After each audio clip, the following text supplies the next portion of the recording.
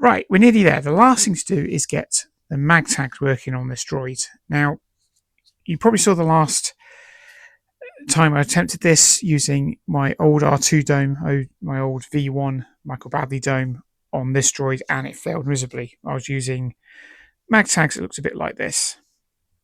Now they didn't work. So since then, we've obviously now moved to the R10 dome.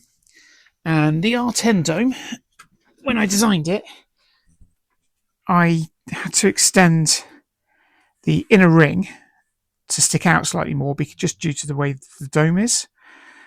That does mean that even those Magtags that I just threw away won't work. This is going to be interesting to do one-handed. So what I have done is designed these Magtags, and they go on like so. And you can see that hole there. That lines up. Sorry, with my finger out of the way. That lines up with that hole there.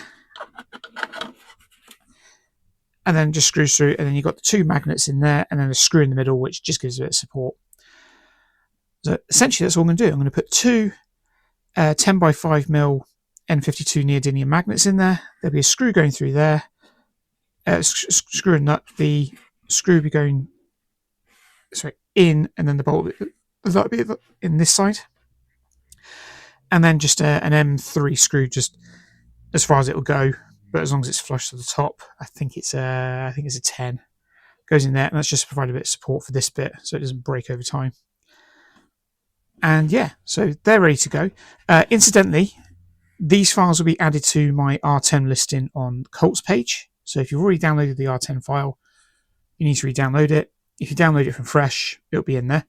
Incidentally, I've also had to update the files because this section, the actual section of the dome, I forgot to cut through those holes. So while the lower ring did have all those holes, I've had to since drill out the holes. Now, if you've already printed the dome, you should be, I have, so you should be able to safely drill through these holes through this next ring, and then have it pop out the other side. You should be fine. It doesn't hit anything that I can find. Just be careful. But likewise, any new builds, they will have the updated files, which will have the hole going all the way through. So you'll be fine. Now, I'm going to put this down before I drop it, and I'm going to stick some magnets in those, and then we should be able to put screws through there, and then we should be able to attach it to that. And I'm really going to drop this. Oh, that's difficult to hold with one hand and the knee. Yeah, so let's get to it. There we are. So they're on. That's a M5x25 screw that's gone all the way through, and there's no nut on the other end. It's because it's been drilled out that way. It's fine screwing. You could go for an M5x30 and then put a nut on the top. This seems to be fine. And then say there's an M3x10 screw in there, and then the N52 neodymiums. So I had to change the design very, very slightly because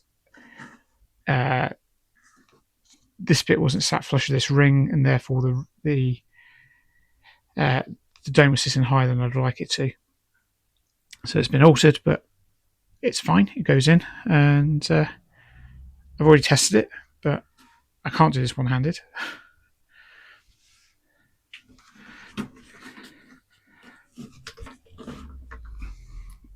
Maybe I can.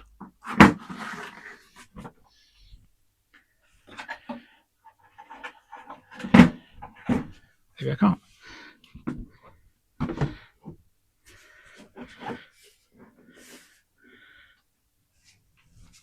Just line them up.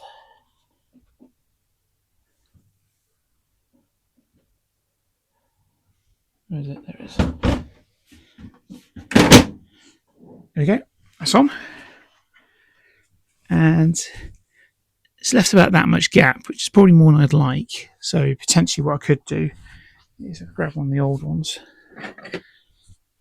Essentially what I could do is move this section down slightly so it sits lower. It needs to be go down a little bit. But no, that's that's done. As I said, I'll release the Magtag folders, the clip files into the Colts file of the R10 dome and the modified files for this. No, we're done. We're ready. That's on. Thanks, guys. Thank you for watching this quick one, and I'll see you again soon. Bye.